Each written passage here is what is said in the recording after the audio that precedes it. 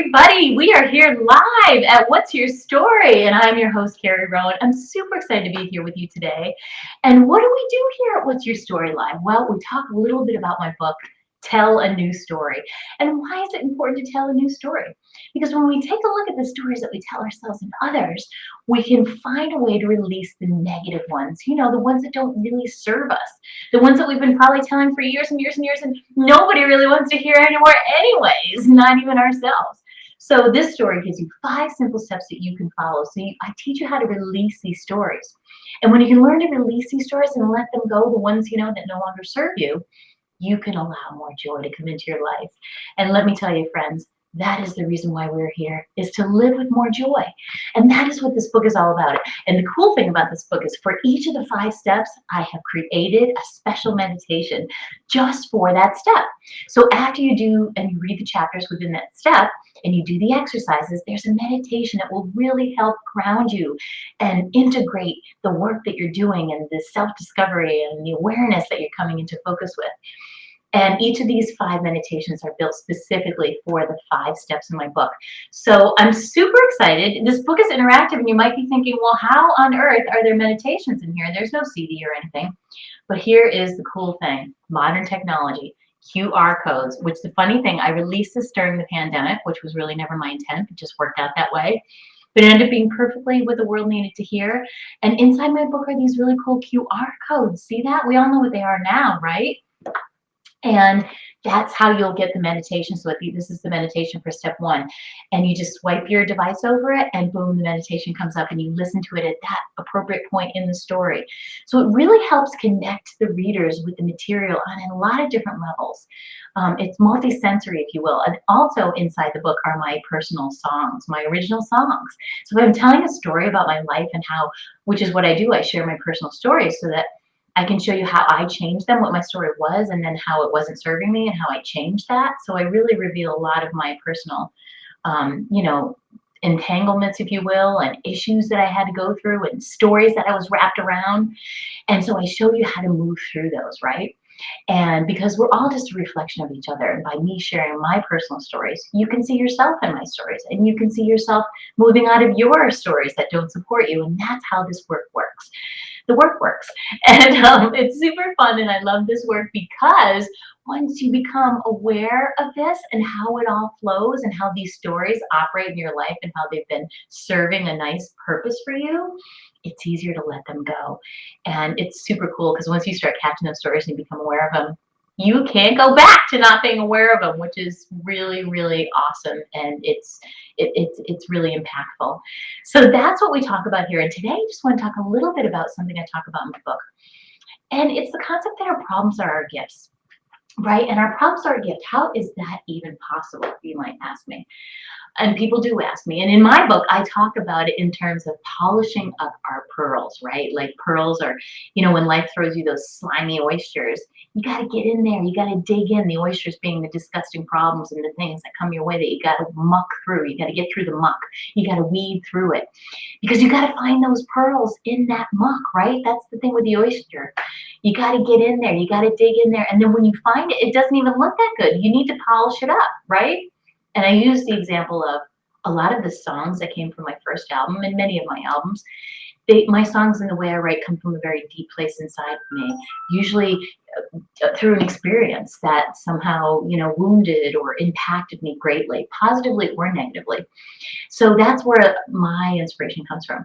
So out of a lot of the things that had happened in my life, stuff that was really, really hard to swallow and deal with, these songs emerged and erupted out of me, and I call them my pearls, right? Because out of the bad stuff that happened and the tragedy and the things that happened that were unexpected that I had no control over, all I had control over was how I reacted. And out of all of that great grief that I had gone through, started blossoming these amazing songs. These beautiful songs just started coming out of me. They had to get out. They were my healing. They were cathartic. And I would start with just writing in my journals every morning, and then they would turn into poems, and then the poems turned into songs, and then the song turned into an album. And it was truly a transformational experience for me. And so for me, I really, really believe that our problems are our biggest gifts. I really believe that we all have these pearls to be polished up. Mine just happen to be represented in my music and my songs. You have your own pearls that need to be polished up as well, that are hidden inside of our problems, right? The stuff that we carry around. A lot of those stories that we talk about are our problems, they're issues. Here's what we can't get over. We stay stuck in these things. And this is the power of my book, is getting in there, digging in, figuring out what yours are.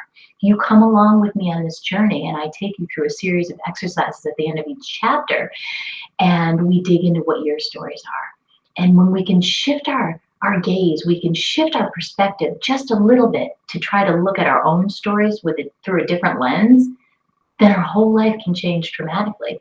That one little shift can change everything in your life. You can reframe one story that you talk about currently today as the worst thing that ever happened to you. And no, you can't change the circumstances of that story. All you can change is how you look at that story, how you interpret that story. And if you can find the strength, or you can find a piece of beauty that came out of that, then it's all worth it. You probably have heard people say that, cancer was their greatest gift, right? Because it changed their whole life. A lot of people nowadays might say the pandemic, for some reason, was a gift to them because it allowed them to really look inside and redefine their life and decide what they wanted. Or maybe they lost somebody that was dear to them, and it brought us, things like that bring us to our knees, get us deep inside of ourselves, and it really causes a disruption of our whole life.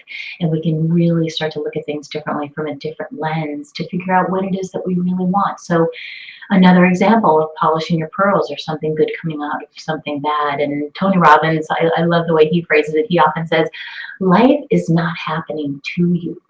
What if life were happening for you?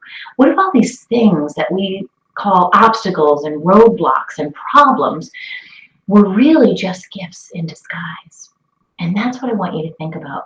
That's what I want you to think about when you start looking at some of your stories. And if you don't have a copy of my book, by all means, grab one on Amazon. It's only like $14.97. And this could transform your life. This could help you look inside of your stories. This could help you find your pearls and polish them up and do those things that you always wanted to do. Before we get to that end of our life, I call it the rocking chair test, where what is one thing that you've always wanted to do? You don't want to sit in that rocking chair when you're like 95 or 100 and thinking back, because you're going to regret what you didn't do. If you try it and it didn't work out, hey, cool, you tried it. You'll never have regret. But if you have those things in your life that you always wish that you did, those are the things you might end up regretting. So think about that. Think about that over this weekend, and touch base with me next week, and let me know if you had an aha moment, or if you thought of a story of yours that's really a stuck story, or if you have an issue that you wish you could find a turnaround for, but you really just can't. Write to me in the comment. I'd love to hear from you about it. And thank you so much for tuning into What's Your Story today. If you want any more details on my work, and I do one-on-one coaching, I do master classes, and I also do seminars for companies to teach busy people how to meditate, or to teach people how to, reconfigure your thoughts and your mindset. So it's truly fun and exciting work, and I'm honored to do this and help people make transformations.